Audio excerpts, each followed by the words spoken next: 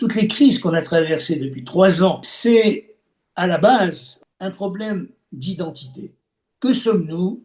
Où devons-nous aller tous ensemble? Et je dirais, cette identité, elle ne peut être comprise que si on se raccorde à toute l'histoire d'Israël. Eh bien, nous avons le plaisir d'être en ligne avec David Saada. David, bonjour, Boker Tov. Boker Tov, Daniel. Merci d'être avec nous. Nous sommes jeudi à la veille d'une paracha, d'un Shabbat, parachat Vayeshev. Et là, on va rentrer en scène, on va dire, l'un des héros, on va dire, du livre de Bereshit, surtout de la fin du livre de Bereshit, c'est Yosef. Et Yosef, il intervient d'emblée, on le voit, dans une forme de rivalité avec ses frères, une rivalité qui est peut-être même, vous allez me dire si je me trompe, qui est même provoquée par une sorte de préférence que Yaakov a pour Yosef, le fils de sa femme préférée, Rachel. Et quelque part, tout cela conduit très rapidement à de la haine. Le terme qui revient, c'est un terme qui revient dans la paracha de la semaine, Vaisneu Oto. Les frères Oui. de Yosef le haïssent. Et donc, c'est cette haine dont je voudrais qu'on parle, bien entendu, avec toujours en toile de fond, si on peut dire comme ça, la situation dans laquelle on évolue aujourd'hui dans la société israélienne. On a parlé plusieurs fois de l'antisémitisme, de la relation entre Yaakov et Esav, de Israël et Ishmaël. Là, on est dans le Ham Israël et dans la même famille de Yaakov, il y a de la haine. Comment on arrive à cela? Oui, c'est effectivement, quand on arrive dans cette paracha, la question qui nous saute au visage. Comment est-ce qu'on arrive à ça? On arrive à ça d'abord, il faut se rappeler que dans les générations précédentes, celle d'Abraham et celle d'Israël, il y avait deux garçons, un aîné et un cadet, et que dans ces deux générations, l'aîné a été écarté, ou s'est écarté lui-même dans le cas de Esav.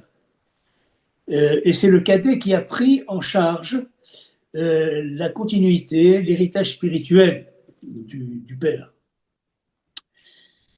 Là, nous nous trouvons avec Yaakov avec 12 garçons, 12 enfants. Et avec un problème de base qui est le fait qu'il devait y avoir un aîné qui devait venir du mariage avec Rachel, c'est ce qu'escomptait Yaakov, mais avec le changement qui s'est produit, c'est-à-dire que c'est Léa qui a d'abord été épousée par Yaakov, Yosef, l'aîné de Rachel, est né bien après. Donc il n'est pas l'aîné. Et Yaakov lui montre qu'il le considère comme l'aîné. Il le considère comme l'aîné, il lui donne une tunique, barioli, etc. Et beaucoup de commentateurs s'interrogent sur la raison de la haine des frères pour Youssef. C'est vrai qu'il ne se comporte pas très très bien vis-à-vis d'eux. Il leur dit il rapporte un certain nombre de choses à son père, etc., qui ne sont pas forcément tout à fait vraies. Mais moi, je vais m'appuyer sur un commentaire de Akedat Israël, de Rabbi Yitzhak Harama, qui est très fin sur le plan psychologique. Il dit voilà, la haine, elle vient du fait que les frères se sont souvenus et savaient évidemment ce qui s'était passé dans les deux générations précédentes. Qu'il y avait un élu qui allait continuer l'œuvre des pères, et puis un rejet des autres. Et les frères se sont sentis rejetés parce que Yaakov a très clairement fait sentir que pour lui, le continuateur de la recherche De l'alliance. spirituelle, De l'alliance. c'était de l'alliance, c'était Yosef. Et donc, dans cette situation-là, la peur, si vous voulez, d'être rejeté suscite une réaction extrêmement négative. Et les frères se sont dit, mais au fond, celui qu'il faut rejeter, c'est pas nous, c'est Yosef. C'est lui qui est le Esav de la génération. C'est lui qui nous dénonce faussement. Et donc, la haine a commencé à monter de cette manière-là, avec à la fois la jalousie et la peur d'être rejeté. C'est l'explication que donne le Haggadah d'Israël.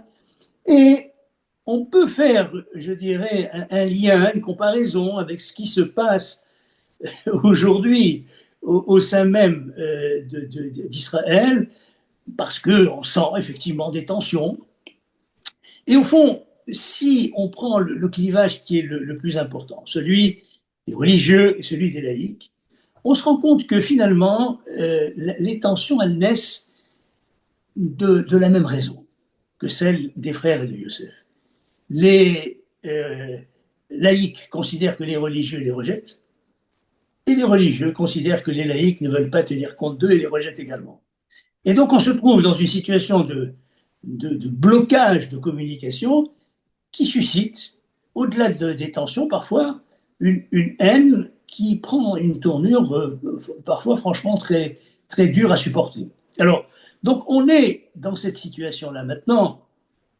Alors comment on fait pour corriger? Parce que on va le voir au cours des prochaines semaines, d'une certaine manière, celui qui est à l'origine de cette tension va essayer de retrouver une forme de proximité, de Alors, retrouver et de récupérer ses frères, tu vois, comme dit absolument. Etachai Anochi Mevakesh. Oui, Henri Vakesh, il recherche ses frères et c'est lui qui effectivement va trouver la voie de la réconciliation. En fait, y a un midrash à citer qui nous éclaire, qui nous dit Yitzhak Avinu mitato shlema, notre père, Yaakov Yaakov. Avinu, Yaakov Avinu mitato shlema. Yaakov Avinu, c'est-à-dire notre père Yaakov, sa couche, son lit est parfait, c'est-à-dire qu'il n'y a pas, tous ses fils sont égaux, tous ses fils sont purs, tous ses fils sont dignes de recevoir l'héritage, c'est ce qui s'est passé d'ailleurs, c'est-à-dire qu'en réalité, contrairement à ce qui s'est passé dans les générations précédentes, il n'y aura aucun des fils qui sera indigne de continuer l'alliance. Et en fait, on se rend compte à partir de là, c'est que la motivation des frères de Yosef, qui a débouché sur des actes inqualifiables, quasiment fratricides, en réalité était pure.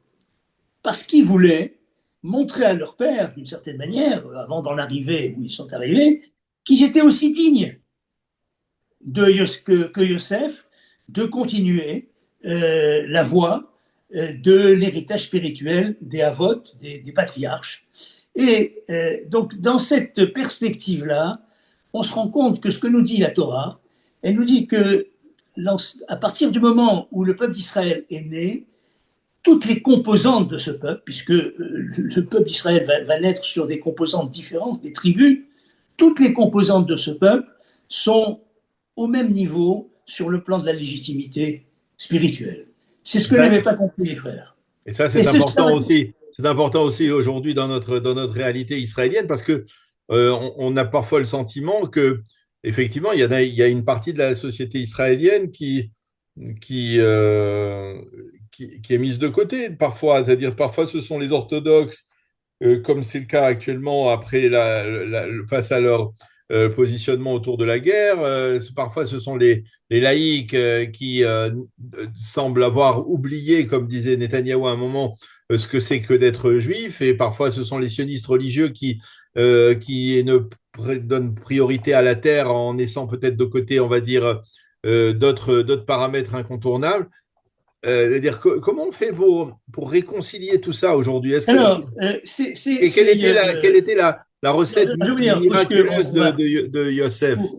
pour aller vite, on va sauter de paracha. C'est Youssef qui va leur dire ce qui est au fond le point commun entre tous. Il va leur dire tout ce qui s'est passé est le résultat finalement d'un projet commun, d'une destinée commune qui nous transcende, qui est au-delà de nous.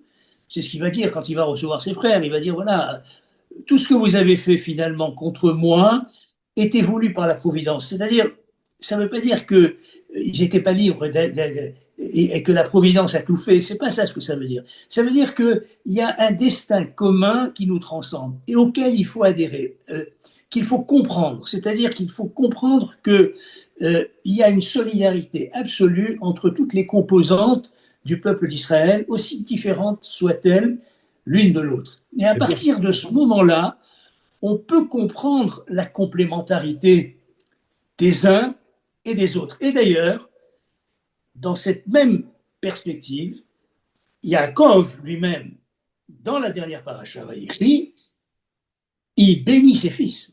Il bénit tous ses fils. Mhm. Pas seulement Yosef, mais tous les fils. Et, comme le dit le commentaire de Rachi, il donne à chacun la bénédiction qui lui convient, mais en montrant que cette bénédiction, elle est susceptible d'apporter quelque chose à tous. Mhm. Et donc là, il y a deux éléments fondamentaux. Le premier, qui est ce projet commun, ce but commun qui transcende le peuple lui-même, auquel tous adhèrent, et la complémentarité des uns et des autres dans la réalisation de ce projet commun. Alors pourquoi, lorsque l'on regarde l'histoire récente d'Israël, on constate que cette unité, tout en maintenant une diversité, cette unité, elle n'intervient que dans les cas de catastrophe et jamais dans des situations normales. Écoutez, moi je pense que c'est parce que on n'a pas suffisamment, depuis la création de l'État d'Israël, qui est un très très grand miracle, il faut un peu de temps pour vraiment se rendre compte à quel point c'est un miracle, véritablement établi un retour à ce qui est notre identité fondamentale, à Mhm. ce qui est véritablement ce but commun que nous partageons tous. Et je crois que toutes les crises qu'on a traversées depuis 3 ans, c'est à la base un problème d'identité. Que sommes-nous? Où devons-nous aller tous ensemble? Et je dirais, cette identité, elle ne peut être comprise que si on se raccorde à toute l'histoire d'Israël, pas seulement à une histoire récente, à l'histoire d'Israël intégrale, depuis Abraham, comprendre que notre destin est un destin unique parmi les nations. Unique, unique parmi les nations, parce que notre histoire fait de nous ce peuple avec un but commun qui transcende, nous transcende, et qui transcende toute l'humanité, avec un rôle à jouer pour toute l'humanité. Et donc, on n'a pas suffisamment travaillé cela. On est chacun dans son petit coin, aussi bien des religieux que des laïcs, et l'aspect fondamental qui nous relie tous, on ne l'éclaire pas assez Ouais. par Et, le dialogue, et par le, l'étude, par l'échange. et le plus dramatique, c'est qu'on a parfois le sentiment que ce sont nos ennemis qui nous contraignent à nous redéfinir dans notre identité, justement. Voilà. Exactement. Voilà. Exactement.